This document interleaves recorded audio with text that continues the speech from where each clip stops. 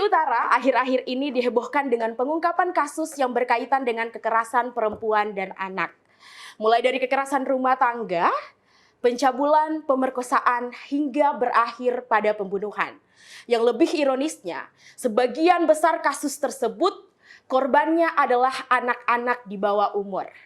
Lantas, seperti apa proses pengungkapan kasus tersebut dan bagaimana upaya institusi kepolisian dalam menjadikan Sulawesi Utara sebagai daerah yang aman dan nyaman terhadap perempuan dan anak? MP Talks kali ini kedatangan bintang tamu yang luar biasa. Beliau adalah penyidik Subdit 4, Direktorat Reserse Kriminal Umum Perempuan dan Anak Polda Sulut, Bribka Adros Hinur, Sarjana Hukum. Selamat datang, Pak. Selamat datang di studio yang sangat sederhana. Terima kasih sudah memenuhi undangan. Terima kasih. Apa kabar hari ini, Pak? Puji Tuhan, baik-baik. Oke. Pak, iya. Akhir-akhir ini Bapak sadar nggak sih kalau Bapak itu adalah orang yang masih dibicarakan di media sosial? Ada banyak orang yang kemudian mencari tahu soal Bapak, siapa sih sebenarnya penyidik Subdit 4 yang menangani khusus perempuan dan anak di Polda Sulut.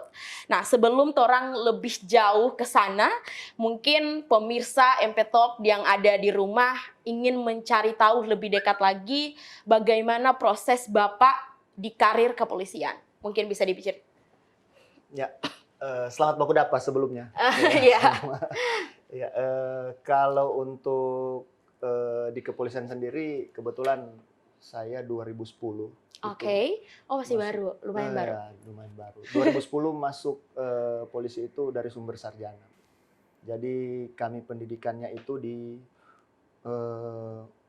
luar, tidak di sini. Oke. Jadi pendidikan khusus untuk penyidik, bintara penyidik. 2010 setelah keluar itu lulus dari Megamendung, Bogor, dan ditempatkan di Polda Sulut. Lalu sejak 2011 itu di Reserse Kriminal Umum, Direktorat.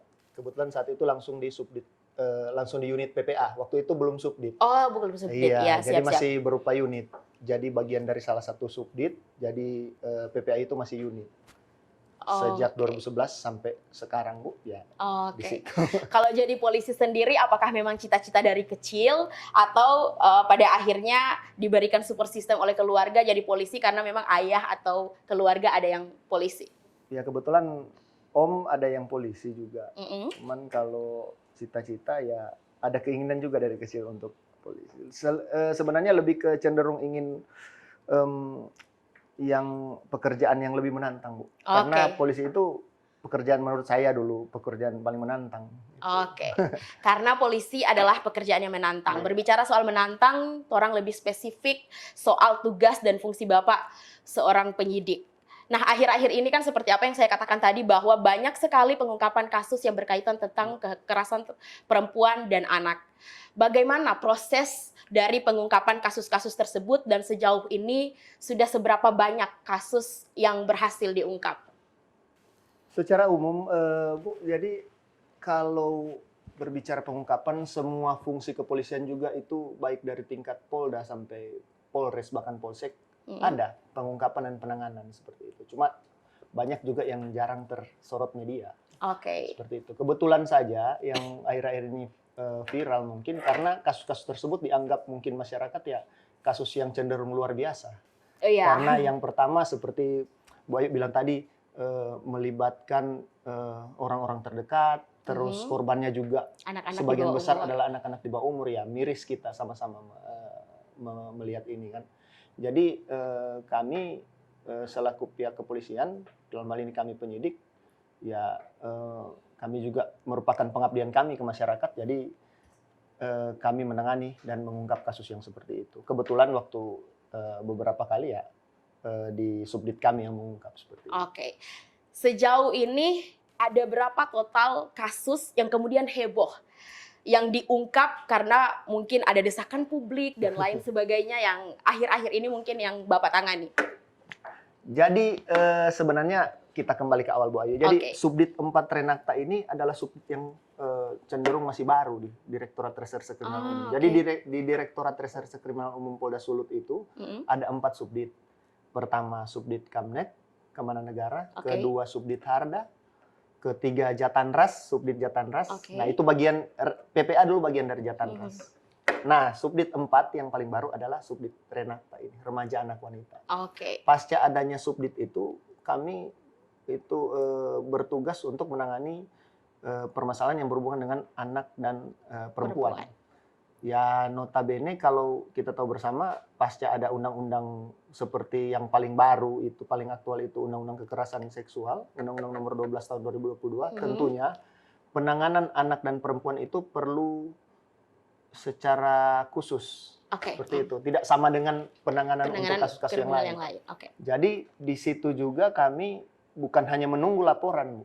Kenapa sampai banyak yang jadi viral? Karena kami mencari juga tindak pidana seperti itu. Itu upaya juga kami di Polda Sulut supaya menekan peristiwa-peristiwa atau kasus-kasus yang embrio-embrio kasus, bisa kita bilang embrio kasus yang sebelum terjadi kasus sudah kami tangkap preventif seperti itu. Siap. Nah, sejauh ini apa tantangannya dalam proses pengungkapan kasus? Apalagi seperti apa yang Bapak katakan tadi, Polda sendiri turun langsung istilahnya, jemput bola untuk mencari sebelum itu terjadi. Kira-kira proses dan tantangannya seperti apa? Kalau tantangannya sendiri, ya memang kalau kasus yang berhubungan seperti tadi kami katakan, kasus kekerasan anak dan perempuan itu adalah kasus yang cenderung kompleks. Dari segi proses maupun pengungkapannya. Contohnya seperti ini. Korban yang rata-rata notabene seperti Bu Ayu bilang tadi, anak di bawah umur, dalam hal komunikasi mungkin akan sangat sulit. Itu yang pertama. Jadi di sini pentingnya kita berperspektif korban. Seperti itu. Jadi kadang-kadang penyidik itu juga berpikir sebagaimana anak ini yang jadi korban ini. Misalnya anak yang jadi korban, seperti apa pemikiran anak ini. Jadi dari situ sangat membantu dalam hal pengungkapan kami. Pak, menarik sekali. Kalau berbicara soal kekerasan perempuan terhadap dan anak, proses pengungkapan juga butuh proses yang sangat panjang, pendekatan dan lain sebagainya. Yang menjadi pertanyaan saya, sejauh ini dari proses kasus-kasus yang dilaporkan, ada berapa sih persentase kasus yang pada akhirnya P21 dan ada berapa yang pada akhirnya dihentikan atau SP3 karena tidak cukup pembuktiannya? Yang pertama, kalau kasus persentase yang P21, kalau kita bicara kasus-kasus viral itu, ya kalau itu sebagian besar P21, Bu. Kalau bisa kita ingat lagi ke belakang, ada kalau Ibu dan pemirsa pernah ingat kasus yang kekerasan seksual, persetubuhan terhadap anak itu yang terjadi di Malang yang dengan tersangka ada 8 orang. Korbannya itu anak disabilitas. Kalau masih ingat. Saya ingat. Ya, itu pengungkapan kami hanya dari sekedar info hanya dari media sosial. Kami telusuri sampai dapat ke 8 tersangka itu.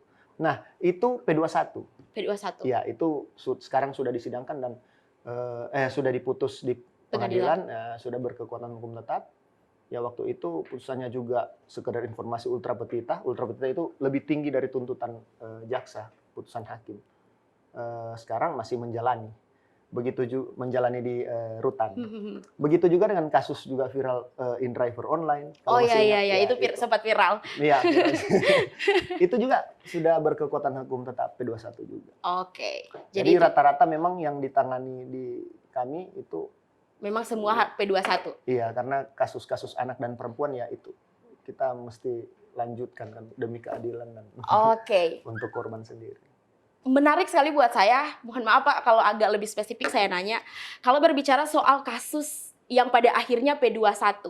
Nah kalau di hukum itu karena kebetulan saya juga orang hukum, ada yang namanya restoratif justice atau kayak perdamaian. Nah apakah di kasus cabul sendiri ada kasus-kasus yang sudah ditangani tinggal dilimpahkan saja ke kejaksaan tapi pada akhirnya keluarga memilih untuk melakukan restoratif justice dan kasusnya selesai? Restoratif justice ya. Perpol 8 tahun 2021. Iya.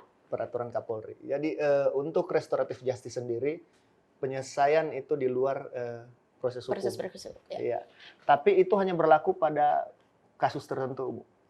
Kalau percabulan anak di bawah persetubuhan anak di bawah umur, kekerasan seksual atau kekerasan terhadap anak itu tidak bisa direstoratif. Oh, oke. Gitu. Jadi biarpun keluarganya Tidak keberatan. tidak keberatan lagi, kami Polri penyidik mewakili negara melanjutkan kasus itu. Oh, oke. Jadi sebenarnya tidak perlu ada kalau kasus kekerasan terhadap seksual misalkan tidak perlu ada korban yang merasa keberatan akan hal itu, tapi polisi bisa mewakili negara mengadili. Dan Undang-undang mengatakan demikian. Undang-undang mengatakan demikian. Oke, karena kalau berbicara soal hukum harus berdasarkan undang-undang. Iya. Oke, siap. Pak, kalau itu kan tadi berbicara soal kasus-kasus pada pada anak-anak. Kalau kita berbicara soal kekerasan dalam rumah tangga atau KDRT yang sering orang bilang, ada banyak nggak sih kasus-kasus yang dilaporkan di Subdit 4 soal kekerasan dalam rumah tangga?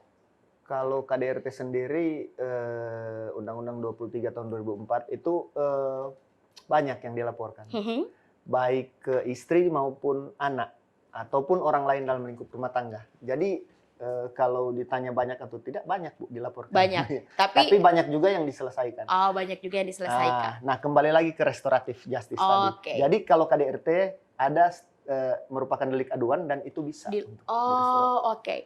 Kalau berbicara soal delik aduan misalkan, katakanlah dalam kekerasan rumah tangga, saya memposisikan diri saya sebagai orang awam yang tidak tahu, apakah kekerasan dalam rumah tangga itu butuh validasi dari seorang korban. Seperti ini. Kalau tadi Bapak bilang di kasus pencabulan, polisi diamanatkan undang-undang bisa untuk melakukan penyelidikan meskipun tidak ada yang keberatan. Bagaimana kalau kekerasan dalam rumah tangga? Apakah kekuatan hukum yang sama bisa diberlakukan terhadap kekerasan rumah tangga? Kalau korban tidak merasa keberatan dengan hal itu, apakah polisi juga bisa? Kalau kekerasan dalam rumah tangga sendiri, cenderung kalau misalnya contohnya banyak yang terjadi ke istri kan. Gitu. Kalau di penanganan kami di Polda Sulut sendiri secara spesifik banyak yang terjadi ke istri, dari suami terhadap istri. Banyak juga yang dicabut laporannya dan itu bisa karena itu delik aduan. Karena kita juga mengerti tentang mungkin yang buat undang-undang memikirkan kalau misalnya dari segi ekonomi terus kita lanjutkan seperti itu. Benar. Ya misalnya istrinya ini bergantung ke suaminya, contohnya seperti itu. Itu yang mungkin dipikirkan oleh pembuat undang-undang. Jadi di dalam undang-undang tersebut kalau misalnya delik aduan ya bisa untuk dicabut. Bahkan sebelum ada restoratif justice sendiri itu bisa untuk dicabut. Oh, bisa untuk dicabut kalau korbannya menghendaki. Iya, menghendaki. Kalau selama korbannya atau si pelapor tidak menghendaki ya tidak ada pencabutan. Oke. Pak, kalau berbicara soal kekerasan dalam rumah tangga, ada yang fisik, ada yang verbal, seperti apa yang Bapak katakan tadi. Nah, kalau fisik ini kan gampang sekali untuk dibuktikan. Ada visum, melibatkan kedokteran dan lain sebagainya. Bagaimana kalau dengan verbal? Proses pengungkapan kasusnya seperti apa? Iya, ini juga untuk edukasi juga ke masyarakat. Biar edukasi kepada bahwa MP. Selain visum et repertum, kalau kita bicara sering sebutnya visum et repertum, itu visum untuk pemeriksaan luar, cedera luar yang bisa dilihat oleh mata maupun yang bisa diidentifikasi oleh ahli berupa dalam hal ini dokter. Kalau untuk kekerasan psikis sendiri, kami sering menyebutnya kekerasan psikis. Iya. Jadi melalui verbal atau ancaman yang mengakibatkan korban trauma itu untuk mengidentifikasinya ada yang namanya visum et repertum psychiatricum. Oke. Itu apa? Seperti psikis. Apa Pak? Jadi biasanya kami meminta ke luar ke rumah sakit dengan ada di situ ada dokter psikiater. Jadi untuk mendeteksi adanya trauma di korban. Nah itu yang lalu dituangkan menjadi satu surat yang menjadi kekuatan kami juga untuk menaikkan ke proses sidik atau melanjutkan proses terhadap si terlapor. Jadi itu caranya untuk mengidentifikasi adanya trauma. Kira-kira kalau kasus-kasus besar yang pernah ditangani oleh Subdit 4 sendiri, khususnya Bapak sebagai seorang penyidik, membutuhkan waktu berapa lama hingga pada akhirnya kasus tersebut bisa dilimpahkan ke kejaksaan? Ya, notabene kalau misalnya kita bicara waktu, kalau untuk kasus-kasus besar misalnya kasus-kasus yang viral, terus ada penahanan di dalamnya, Sama seperti yang paling baru ini yang pembunuhan bayi yang kami ungkap. Iya. Ya itu ditahan kan. Jadi untuk masa waktu penahanan itu ada masa jangka waktu tertentu. Oke. Paling lama 3 bulan harus kami limpahkan ke kejaksaan. Karena penahanan itu hanya 20 hari di kami, 40 hari di kejaksaan, dan 60 hari di pengadilan. Oh. Meminta perpanjangan penahanan.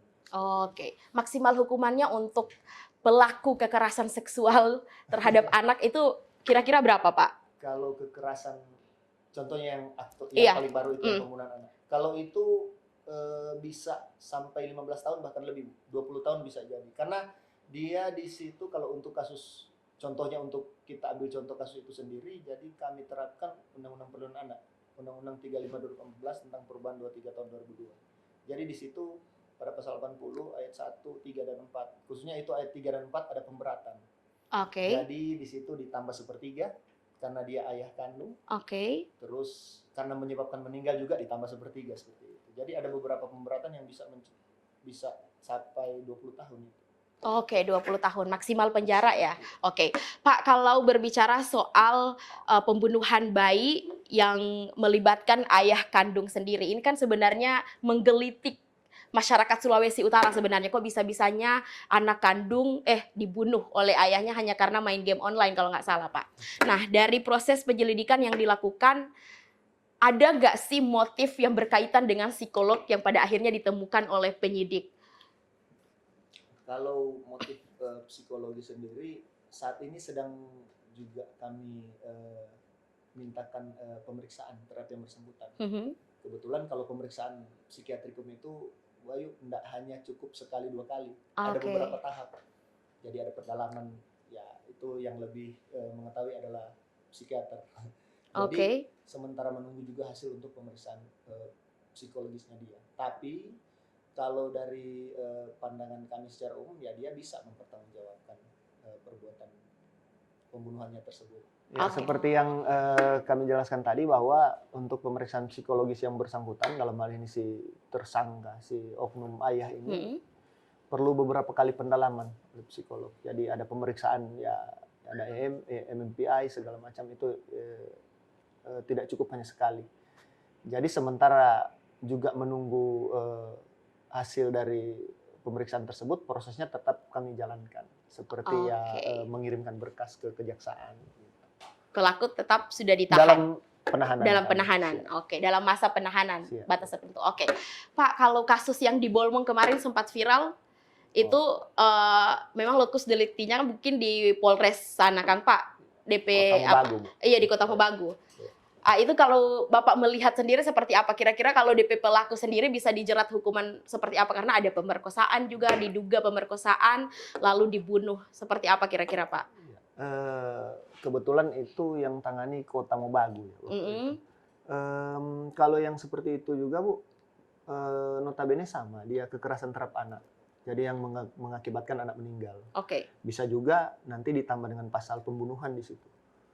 Jadi berlapis kan, Pak? DP maksimal hukuman bisa berapa tahun penjara? Kalau ya kurang lebih sama, 20 sampai bisa seumur hidup juga, Bu. Kalau dia terbukti misalnya pembunuhan berencana misalnya sebelum itu rata-rata penyidik di kepolisian itu sudah tahu untuk menerapkan pasal seperti apa. Kalau yang Bu Ayu katakan tadi ada kecenderungan misalnya kekerasan seksual terhadap anak yang bersangkutan, itu ada dari hasil visum. Kalau hasil otopsi kan luka yang ada di dia. Tapi kalau hasil visum itu mendeteksi misalnya ada kerusakan dalam organ, organ intim atau seperti apa sih anak. Siap. Sedikit mundur ke belakang, Pak. Kalau soal pengungkapan kasus yang selama ini sudah berjalan, ada yang Bapak bilang tadi, meskipun dari sisi psikolog harus dibuktikan dengan pemeriksaan seorang psikolog dan lain sebagainya. Nah, kira-kira kalau saya tarik undur ke belakang, dari titik kesimpulan Bapak sendiri, apa sih sebenarnya yang menyebabkan maraknya kasus kekerasan terhadap perempuan dan anak di Sulawesi Utara? Kalau sebagian besar dari proses pemeriksaan, apakah dalam pengaruh miras, apakah tekanan ekonomi, dan lain sebagainya? Kebetulan yang Ibu Ayu sampaikan barusan, tekanan ekonomi dan miras itu menurut saya menempati urutan pertama dan kedua. Oh iya. Karena paling banyak yang terjadi seperti itu adalah dalam keadaan mabuk atau ekonomi. Kalau contohnya kasus yang viral yang pembunuhan anak itu, dari segi ekonomi juga kalau dilihat sangat memprihatinkan. Mereka itu cuma tinggal kasihan di numpang di tempat saudaranya seperti itu. Jadi saat itu juga kami dari kepolisian atas petunjuk Pak Direktur waktu itu kami juga langsung meneruskan ke Dinas Sosial sama UPT DPPA yang kebetulan ada mitra kerja kami. Oke. Iya, untuk memfollow up mengenai dari sisi ekonomi si korban. Si ibu sama ada kakak dari korban juga kan yang masih cenderung masih di bawah umur. Kalau peran dari perlindungan perempuan dan anak itu sendiri selama proses bergulir itu seperti apa? Misalkan memberi perlindungan terhadap korban yang notabene adalah anak di bawah umur dan lain sebagainya. Apakah mereka memang bersama-sama satu dengan pihak bapak saat melakukan penyelidikan? Kebetulan Bu Ayu itu sekitar 2 tahun yang lalu ya Polda Sulut itu membuat MOU Memorandum of Understanding dengan Pemprov. Saat itu ditandatangani Pak Kapolda sama Pak Gubernur saat itu untuk kami sebagai penegak di bagian penegakan hukumnya dan UPT DPPA dari DP3A Provinsi selaku pendamping korban. Oke. Jadi tugas mereka nanti itu untuk trauma healing korban, untuk menampung sementara korban, juga ada shelter kan. Kebetulan saya juga selaku LO di sana. Jadi kerjasama yang terjalin selama ini sudah baik, itu sudah bersinergi. Oke. Tentunya bukan cuma kami, juga ada juga yang pihak-pihak lain, misalnya LSM-LSM yang bergerak di bidang perlindungan perempuan dan anak juga sama-sama.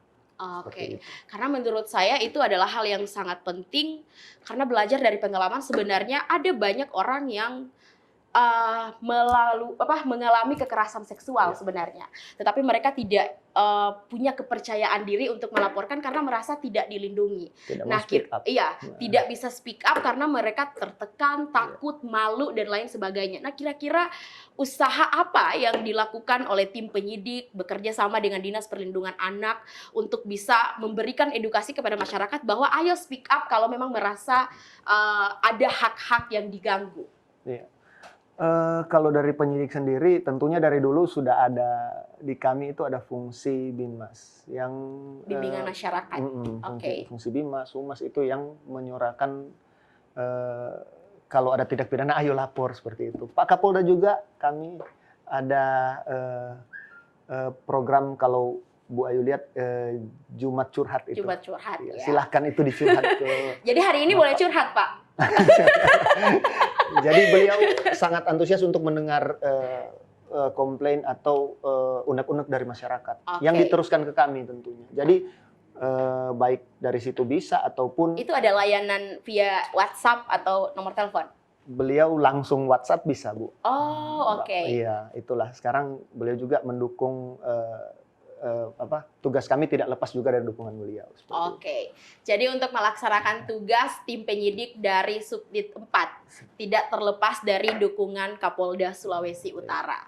Nah, Pak, selama ini dari proses dan pengalaman Bapak mengungkap kasus, pernah jenuh nggak sih, Pak? Ini terlepas dari tugas institut kepolisian memang seperti itu, tapi namanya manusia kadang-kadang menjalani ritme yang sama hampir setiap hari diperhadapkan dengan kasus yang besar.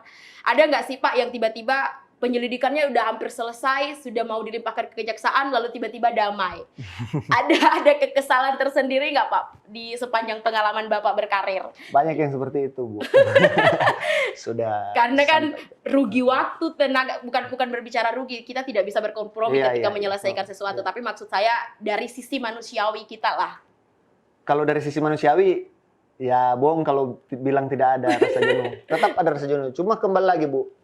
Kami di kepolisian itu, dalam pendidikan kepolisian di Godok itu, kami diajarkan bahwa pekerjaan kami ini masyarakat menggantungkan sepenuhnya untuk rasa keadilan di kami. Seperti itu. Itu yang jadi salah satu penyemangat saya pribadi, Bu.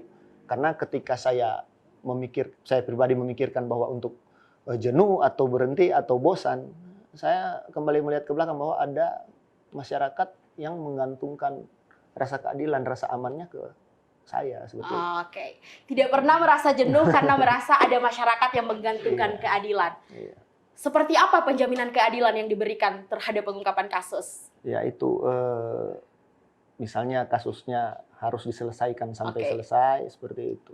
Mungkin kami tidak bisa mengembalikan kerugian misalnya untuk korban-korban kasus pelecehan seksual, korban kasus kekerasan terhadap anak, persetubuhan terhadap anak, tidak bisa mengembalikan apa yang sudah hilang. Tapi setidaknya kami bisa mewakili untuk membawa keadilan bagi yang bersangkutan. Gitu. Oke, siap. Menjamin keadilan kepada setiap terlapor dan mengawal hingga ke persidangan. Seperti itu kan Pak, karena kalau sudah di persidangan kan hakim dengan Hakim jaksa. dan jaksa. Oke, siap. Pak, Kapolri selalu menegaskan dan juga Kapolda Sulut juga selalu menegaskan bahwa pentingnya humanis terhadap pelayanan yang diberikan oleh Polri. Bapak sendiri ketika mengungkap kasus kan tipe-tipe orang ada yang beda ya kan Pak? Ada orang yang kalau melakukan penyelidikan keras biar tersangkanya mengaku. Kalau Bapak sendiri pendekatan seperti apa yang dilakukan? Apakah kadang-kadang keras, kadang-kadang mesti lembek, atau tergantung sikon dan psikologis dari seorang tersangka? Kalau teknik penyelidikan atau penyidikan masing-masing penyidik itu beda-beda ya, Bu. Oke. Tapi khusus saya sih, saya lebih ke kalau contohnya misalnya si pelaku ini melakukan kejahatan yang seperti yang barusan itu sudah di luar akal sehat saya. Menurut saya juga itu sudah di luar akal sehat karena Anak sendiri tega anak sendiri dia bisa seperti itu. Jadi kita sentuh hatinya, Bu, seperti itu. Jadi tidak harus melulu melalui kekerasan.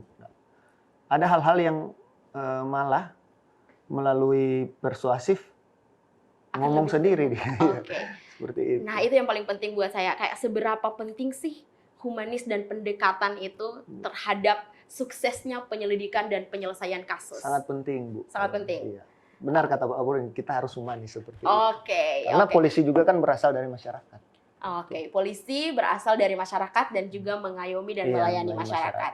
Yang terakhir Pak, mungkin seperti ini kan Sulawesi Utara ini saat ini masih sedang disorot. Katakanlah kasus kriminalnya masih di bawah rata-rata dibandingkan daerah lain lah. Tapi belakangan ini yang sering terjadi itu kasus-kasus yang menimpa perempuan dan anak-anak di bawah umur yang menghebohkan media sosial. Banyak sekali juga orang-orang yang ikut mengkomentari. Kira-kira dari Bapak sendiri sebagai pihak kepolisian, upaya apa sih yang harus dilakukan oleh pihak kepolisian agar Sulawesi Utara ini menjadi daerah yang aman serta nyaman untuk perempuan dan anak? Yang pertama mungkin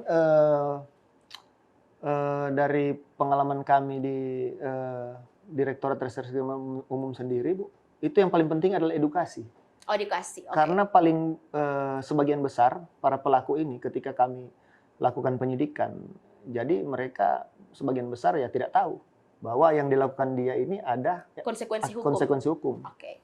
Itu yang pertama. Kedua mungkin ya tidak henti-hentinya menghimbau bahwa kalau misalnya pun sudah tahu itu merupakan tindak pidana ya jangan dibuat seperti itu. Mungkin pengaruh seperti Ibu bilang tadi, Ibu Ayu bilang alkohol itu juga mempengaruhi. Makanya saya bilang tadi ada di 1 dan 2 mungkin itu. Dan yang dan mungkin yang tidak kalah penting itu kalau ada mengetahui ada tindak pidana, silakan speak up, lapor. Jadi kami juga kan tidak serta-merta Sulawesi Utara ini besar, Bu. Jadi tidak bisa mengcover semua juga. Mengcover semuanya, jadi silakan kami terbuka untuk ada layanan pelaporan juga 1x24 jam di tiap-tiap kantor kepolisian. Silahkan dimanfaatkan. Oke. Kalau Subdit 4 sendiri itu jam kerjanya tuh dari jam berapa sampai jam berapa, Pak? Kalau namanya penyidik, Bu, kami jujur saja 1 minggu itu tidak ada. Tidak ada libur. Iya, kalau ada tindak pidana atau ada kasus yang segera memerlukan kehadiran kepolisian atau penyidik, ya harus siap, Bu, selalu. Jadi dari pagi sampai pagi boleh di kantor? 1x24 jam, 7 kali dalam seminggu. Oke. Dan semua itu dilakukan untuk mengawal dan menerima laporan-laporan dari masyarakat meskipun tidak semua harus berujung ke pengadilan. Siap, dengan harapan masyarakat merasa aman, terpenuhi rasa keadilan masyarakat, seperti itu. Oke. Nah, M-People, bisa saya simpulkan dari obrolan kita pada hari ini adalah untuk menciptakan rasa aman dan nyaman di daerah tidak hanya tanggung jawab oleh institusi kepolisian. Begitu Pak. Butuh sinergitas dari semua orang karena memang seperti apa yang dikatakan tadi, wilayah Sulawesi Utara adalah yang sangat besar, tidak cukup hanya di backup oleh Polda Sulut aja. Ada banyak yang harus dilibatkan untuk menciptakan perdamaian itu sendiri. Nah, terakhir yang ingin saya tanyakan kepada Bapak, apa sebenarnya penekanan yang ingin Bapak sampaikan kepada masyarakat Sulawesi Utara atau bahkan ada yang khususnya yang saat ini mengalami pelecehan seksual tapi masih takut, mengalami kekerasan rumah tangga tapi juga takut untuk melapor. Kira-kira penekanan apa yang ingin Bapak sampaikan? Sama seperti yang lalu-lalu juga, tidak bosan-bosannya kami mengingatkan, ayo speak up. Oke. Ayo, ceritakan. Kalau tidak kepada kami, juga ke kerabat terdekat bisa. Seperti itu. Nanti dari kerabat terdekat melaporkan juga ke kepolisian, pasti akan sampai ke kami. Dan yang seperti itu harus disampaikan, Bu. Kalau tidak akan terjadi mungkin yang lebih parah dari itu. Dan kalau sudah seperti itu ya tentunya kembali lagi lebih baik kan mencegah daripada mengobati. Oke. Lebih baik mencegah daripada mengobati. Jadi sebelum itu terjadi harus diantisipasi terlebih dahulu.